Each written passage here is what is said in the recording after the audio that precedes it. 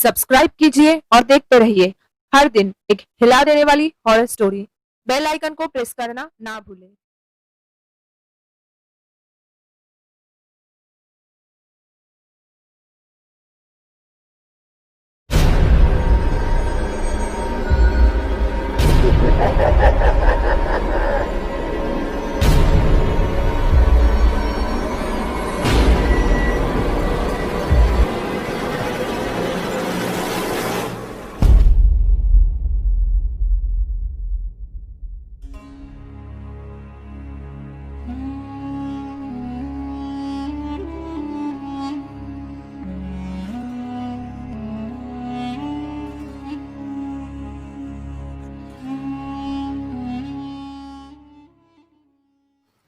Hello दोस्तों, welcome to the new episode of वो क्या है।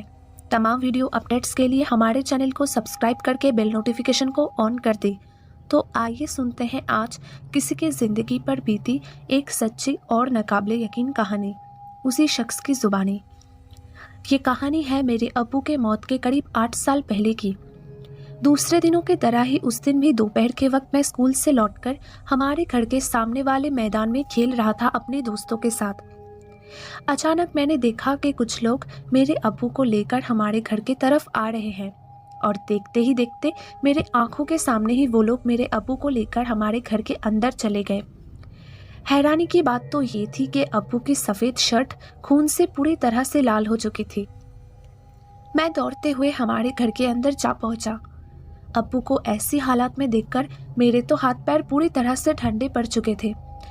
इसके बाद उन लोगों ने मेरे अम्मी के ऑफिस पे कॉल करके अम्मी को जल्दी से घर लौटने के लिए कहा।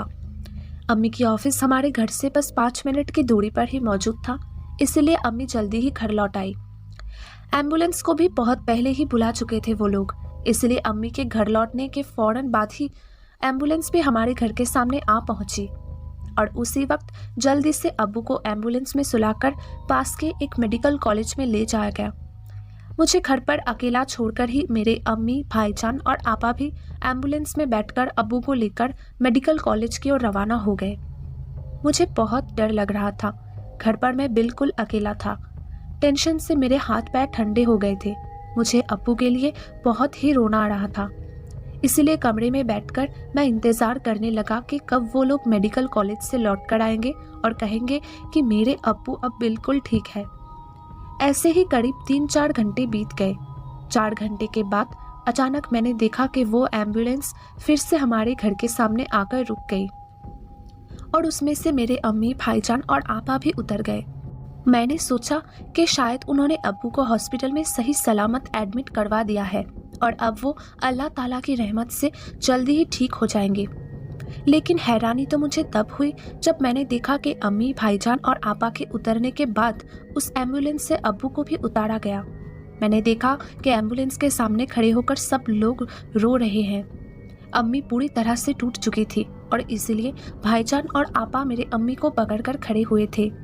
पूछताछ करने पर पता चला कि मेडिकल कॉलेज के डॉक्टर्स ने अब्बू को वहां पर एडमिट करने से साफ साफ मना कर दिया है, क्योंकि भाईजान ने कहा कि डॉक्टर्स के मुताबिक अब्बू के सारे टेस्ट रिपोर्ट से ये साफ साफ पता चल रहा था कि मेडिकल साइंस के हिसाब से उनकी मौत ऑलरेडी हो चुकी है। हालांकि अब्बू की सांसें तो चल रही है, लेकिन वो भी बहुत ही आहिस्ता से। डॉक्टर्स ने उन लोगों से कह दिया था कि उन्हें अभी हॉस्पिटल में एडमिट करने से कोई भी फ़ायदा नहीं होगा, क्योंकि ज़्यादा से ज़्यादा करीब 2 या फिर 3 घंटे तक ही वो जिंदा रह पाएंगे, इससे ज़्यादा नहीं। क्योंकि टेस्ट रिपोर्ट्स के मुताबिक किसी न किसी वजह से अब्बू के लंग्स और लीवर के साथ साथ जिस्म के अंदर मौजूद बाकी के बॉडी पार्ट्स भी पूरी तरह से फट चुकी है, जिस वजह से उनका बहुत सारा खून भी बह चुका है और इसीलिए ही उनके जिस्म के अंदर मौजूद सारे के सारे बॉडी पार्ट्स ने काम करना ही बंद कर दिया है, जिसके बदौलत अब उन्हें बचा पाना पूरी तरह से नामुमकिन है। और ऊपर से इंटरनल हैमरेज हो जाने की वजह से उनकी कंडीशन इस हालात में पहुंच गई है कि ट्रीटमेंट करना भी मुमकिन नहीं है अब तो। उन डॉक्टर्स का कहना था कि किसी भारी चीज़ से अब्बू के सीने पर वार किया गया था या फिर बहुत ही ऊंचाई से गिरने की वजह से उनकी ये हालात हो चुकी है। और इसी वजह से डॉक्टर्स भी हैरान थे कि इतनी गहरी चोट के बावजूद भी अब्बू की सांसें अभी तक चल रही है।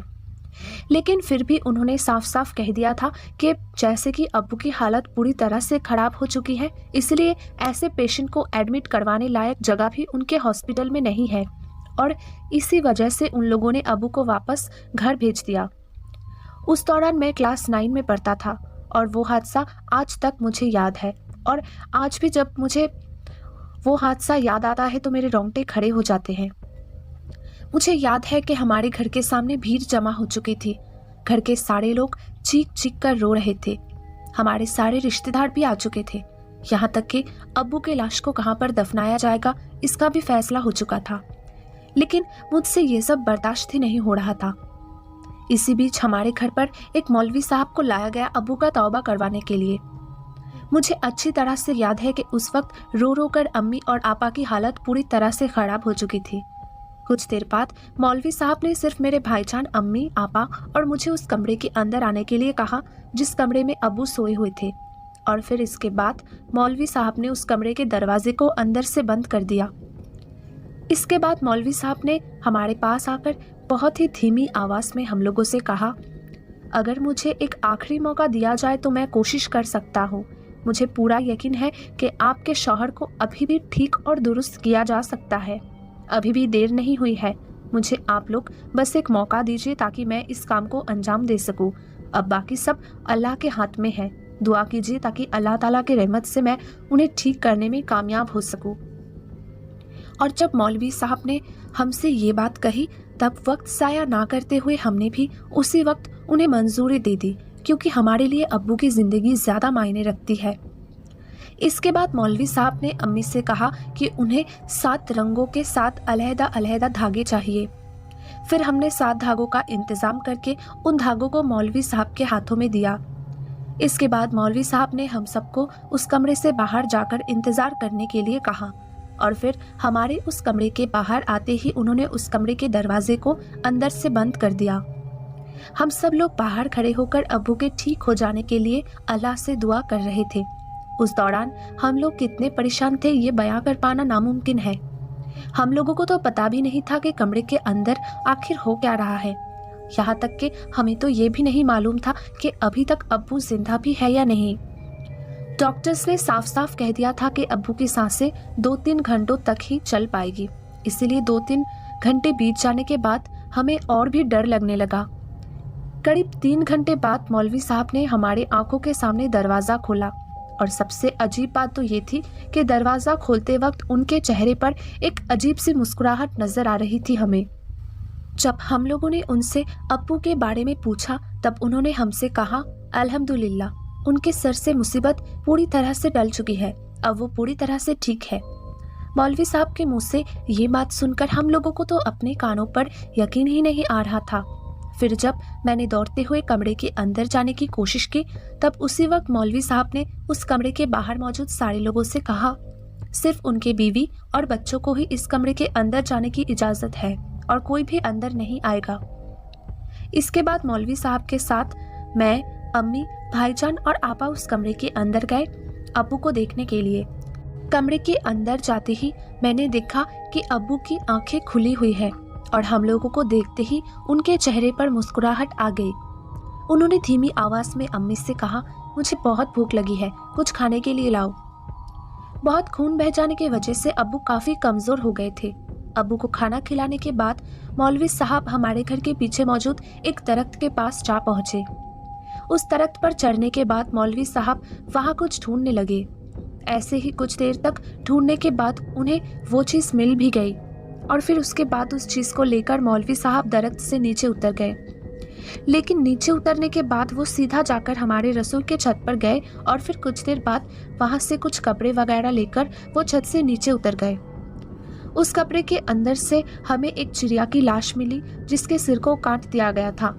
इसके बाद उसमें से हमें और भी कुछ चीज़ें मिले, जैसे कि कुछ कटे हुए बाल और गंदे कपड़े, 7 छोटे छोटे आधी जली हुई मोमबत्ती और 2 इंसानी हड्डियां भी मिली।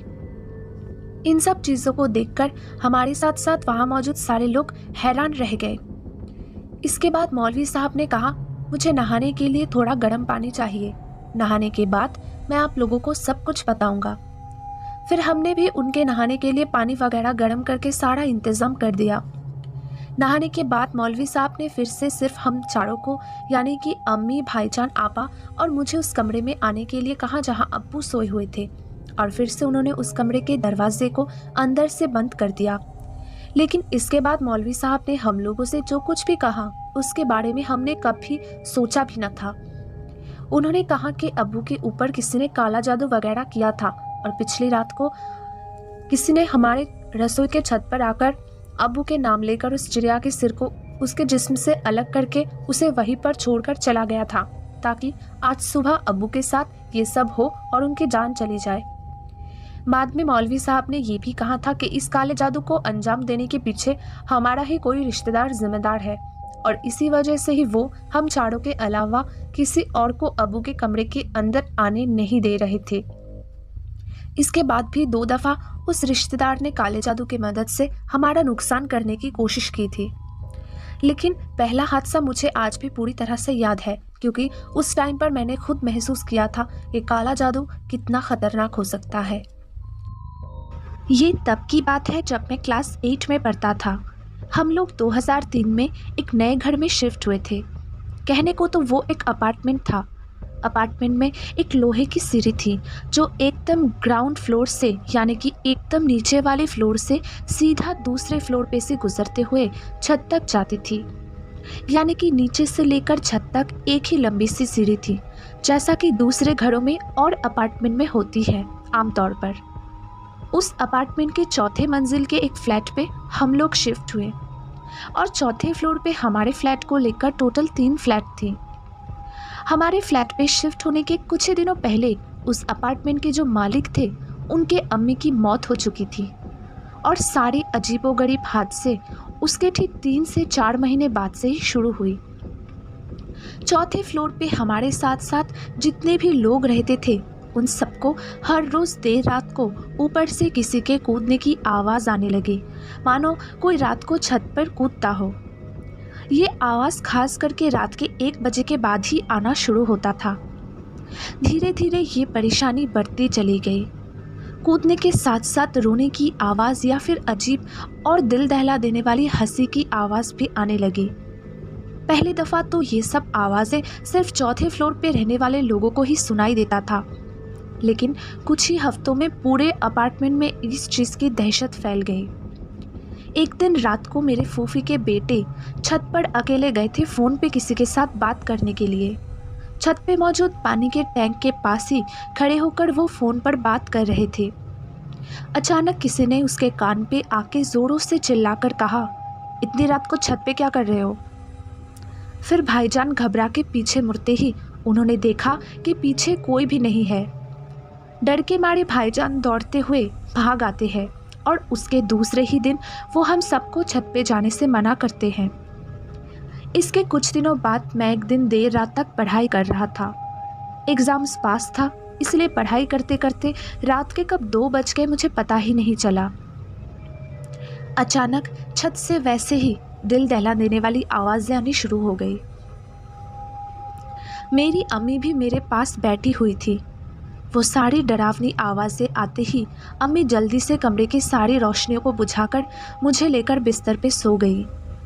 अचानक मुझे महसूस हुआ कि कोई मेरे स्टडी टेबल को हटाकर कुर्सी को बिस्तर के नज़दीक लाकर मेरे सर के पास आकर बैठ गया।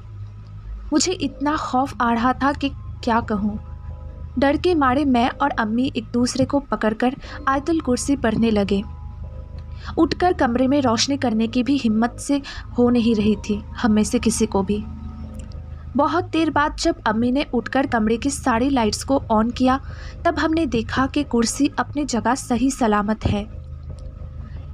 इसके बाद एक दिन हमारे अपार्टमेंट में रहने वाले 2 लड़कों ने फैसला लिया कि वो पता लगाएंगे कि छत पे आखिरकार है कौन। एक्साइटेड होकर मैं भी उन दोनों के छत पे जाने के लिए इंतज़ार करने लगा। रात के 2 बजते ही छत से आवाज़ें आनी शुरू हो गई। तब वो दोनों धीरे से सीढ़ी पर चढ़े छत पे जाने के लिए, लेकिन छत के दरवाजे पे जाते ही वो दोनों चीखते हुए नीचे आए और बेहोश हो गए। बाद में जब उनसे उस बारे में पूछा गया तो उन दोनों ने कहा कि एक बूढ़ी औरत जो सफ़ेद साड़ी पहनी हुई थी पूरे छत पे कूद रही थी। उस औरत का चेहरा इतना डरावना था कि जो कोई भी देखेगा वो अपना होश खो बैठेगा। सबसे अजीब बात तो ये थी कि रात को सब पानी के टैंक को भरकर रखने के बावजूद भी सुबह सारी टैंक खाली मिलती थी। कुछ ही महीनों बाद उस अपार्टमेंट के मालिक ने घर पे एक काजी साहब को लेकर आए। काजी साहब ने मिलाद पढ़ा और गाय की कुर्बानी देने के बाद उस खून को पूरी छत पर छिड़क दिया और उस गाय की खोपड़ी में तावीज़ बांधकर छत पर लटका दिया गया। इसके बाद से वो सब चीज़ें दोबारा कभी नहीं हुई, लेकिन आज भी जब मुझे वो सब चीज़ें याद आती है तब मेरा पूरा शरीर ठंडा पड़ जाता है। इस कहानी को मेरे भाभी ने मुझे बताया था। ये तब की बात है जब वो करीब 15 साल की थी, यानी कि उनके निकाह से पहले की कहानी है ये। बचपन में भाभी अपनी बाकी के दोनों बहनों के साथ एक साथ ही सोया करती थी। एक रोज़ की बात है जब भाभी के दोनों बहनें शाहिना और शहनाज अपने खाला के घर गए हुए थे। तब एक रात को भाभी ने एक बहुत ही अजीब सा ख्वाब देखा। उन्होंने देखा कि उनके ही घर के सामने वाले बरामदे के ऊपर से एक खातून नुमा शबी हवा में तैरते हुए पूरे घर में घूम रही है, और ख्वाब में उस खातून नुमा शबी को देखकर ही भाभी को समझ में आ गया था कि ये कोई जिन्नात या फिर कोई परी है। हम में से बहुत सारे लोगों ने ही सुना है कि परियां दिखने में काफ़ी खूबसूरत होती है, लेकिन भाभी के कहने के मुताबिक ये सोच बिल्कुल गलत है कि परियां दिखने में खूबसूरत होती है, बल्कि उनके कहने के मुताबिक उस दिन ख्वाब में उन्होंने जिस परी को देखा था वो दिखने में काफ़ी डरावनी थी और उसकी शक्ल भी ऐसी थी कि उसे देखकर कोई भी अपना होश खो बैठेगा। और ख्वाब में उस परी को देखने के बाद उस रात भाभी ने नींद में ही मन हंसकर अनजाने में ही कह दिया था, छी, इतनी बदसूरत शक्ल का हकदार भला एक परी कैसे हो सकती है, इसकी तो शक्ल देखकर ही डर जाएगा कोई भी। और ये कहने के साथ साथ ही उन्होंने ख्वाब में देखा कि वो परी बिल्कुल उनके सामने आकर खड़ी हो गई है, और तभी अचानक डर के मारे भाभी की उसी वक्त नींद टूट जाती है। लेकिन नींद से जाग जाने के बाद उनके साथ हुआ एक और दिल दहला देने वाला हादसा। जब उस परी को देखने के बाद डर के मारे उनकी नींद टूट गई, तब उन्होंने महसूस किया कि कोई उनका गला दबा रहा है, और ये कोई ख्वाब नहीं बल्कि हकीकत में ही उनके साथ ऐसा हो रहा था। भाभी ने महसूस किया कि वो खातून नुमा शबी यानी कि वो परी उनके सीने के ठीक ऊपर आकर बैठ गई है और पूरी ताकत लगाकर अपने दोनों हाथों से उनका गला दबा रही है। उस परी के मुंह से अजीबोगरीब और दिल दहला देने वाली आवाज निकल रही थी। भाभी ने चीखने की बहुत कोशिश की, लेकिन उनकी आवाज हलक में ही अटक गई। उस परी ने इतने ताकत से भाभी का गला दबाकर रखा था कि उससे उनका दम घुट रहा था। उनको ऐसा महसूस हो रहा था कि अभी उनकी जान निकल जाएगी। तब भाभी ने खुद को बचाने के लिए बिस्तर के पास वाले टेबल पर रखी हुई ग्लास को गिराकर अपने घर वालों को नींद से जगाने की कोशिश की, और उस आवाज को सुनकर पास वाले कमरे से भाभी के अम्मी, अब्बू और भाईजान दौड़ते हुए उस कमरे के अंदर आए, और तभी अचानक वो परी वहां से गायब हो जाती है। उस आसिफ के वहां से चले जाने के बाद ही भाभी ने जोरों से चीखना शुरू कर दिया। उन्होंने अपने अम्मी अब्बू को समझाने की बहुत कोशिश की, लेकिन उन लोगों ने भाभी के बातों पर यकीन ही नहीं किया। कुछ देर बाद भाभी को फिर से सुलाकर वो लोग अपने अपने कमरों में चले गए, लेकिन उन लोगों के वहां से चले जाने के कुछ देर बाद ही फिर से भाभी की नींद टूट जाती है, और जब उनकी नजर कमरे में मौजूद खिड़की की तरफ जाती है तब खिड़की से आती हुई हल्की सी रोशनी में उन्होंने फिर से उस परी को देखा। उस परी को देखकर ऐसा मालूम हो रहा था कि वो बहुत ही गुस्से में है। वो परी आहिस्ता आहिस्ता उनके तरफ ही बढ़ रही थी, और तभी डर के मारे भाभी ने फिर से चीखकर अपने अम्मी अब्बू को बुलाया। उनकी चीख सुनकर उनके अम्मी अब्बू भी फिर से उनके कमरे में आए, और इस हादसे के बाद से भाभी को कभी भी अकेले रहने की हिम्मत तक नहीं हुई। यहाँ तक कि दिन के दौरान भी कहीं अकेले जाने की हिम्मत नहीं होती थी उनकी, क्योंकि जब भी वो अकेली रहती थी तभी उन्हें वो काली सी खातून नुमा शबी अपने आसपास दिखाई देती थी। यहाँ तक कि रात को भी भाभी को लालटेन जलाकर सोना पड़ता था। ऐसे ही खौफ के साथ कुछ दिन गुजर गई। इसके बाद एक रात की बात है, जब भाभी अपनी छोटी बहन के साथ सो रही थी। उनकी बड़ी बहन उस दौरान घर पर नहीं थे, वो अपने किसी रिश्तेदार के यहाँ गए हुए थे। लेकिन उस रात जब भाभी अपनी छोटी बहन के साथ अपने कमरे में सो रही थी, तब उनको अपनी बड़ी बहन की आवाज आई, जबकि उस दिन उनकी बड़ी बहन घर पर थी ही नहीं। भाभी ने सुना कि उनकी बड़ी बहन उन्हें पुकार रही है। भाभी को नींद से जगाने के बाद उनकी बड़ी बहन ने उनसे लालटेन की रोशनी को धीमी करने के लिए कहा और उनके कहने के मुताबिक भाभी ने भी अनजाने में ही लालटेन को बुझा दिया और देखते ही देखते पूरे कमरे में अंधेरा छा गया। और लालटेन बुझा देने के बाद ही अचानक भाभी ने महसूस किया कि उनका जिस्म और सिर भारी होता जा रहा है। तब वक्त जाया ना करते हुए भाभी ने जोरों से सांसें लेनी शुरू कर दी और उनके ऐसे ही जोरों से सांसें लेने की आवाज से उनकी छोटी बहन शाहीना की नींद टूट जाती है। नींद से जाग जाने के बाद शाहीना ने भी जल्दी से लालटेन को जलाया और उसी वक्त वो आसिफ भाभी के ऊपर हावी होने में नाकामयाब हो जाती है।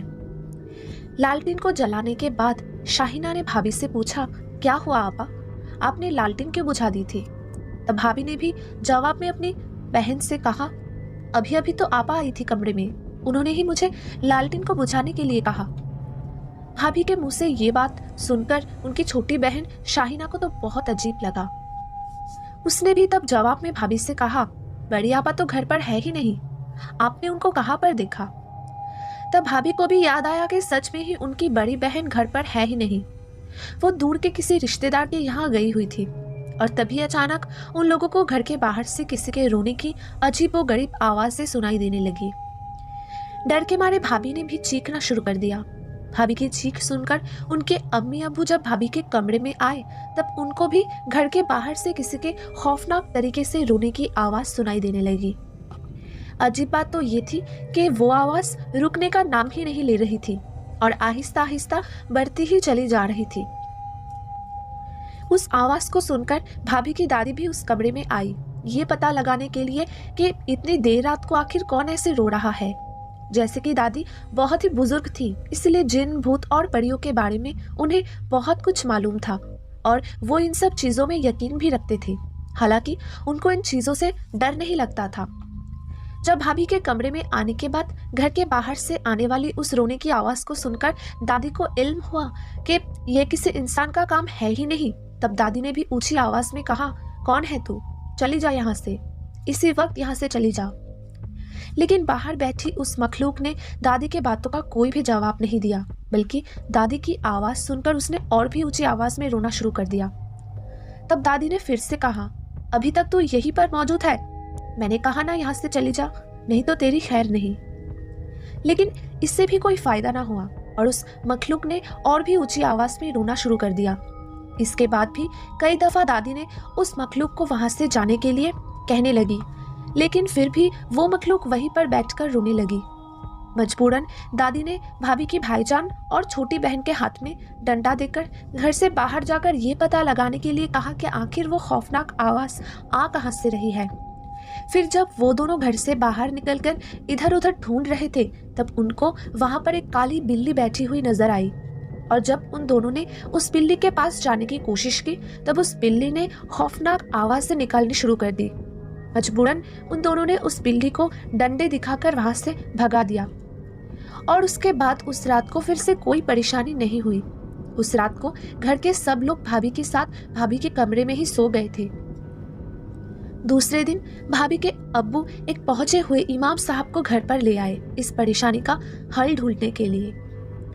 उन लोगों के मुंह से सब कुछ सुनने के बाद इमाम साहब ने उनसे कहा, कुछ दिनों पहले आप लोगों के घर के ऊपर से एक परी या फिर जिनजादी गुजर रही थी और तब किसी न किसी वजह से आपके बेटी ने ख्वाब में उस जिनजादी को देख लिया था और उसी वक्त नींद में ही आपके बेटी ने अनजाने में उस जिनजादी का मजाक उड़ाया था, जिस वजह से उस जिनजादी को बहुत ही गुस्सा आया और उसके बाद से ही वो जिनजादी आपके बेटी का नुकसान करने पर तुली हुई है।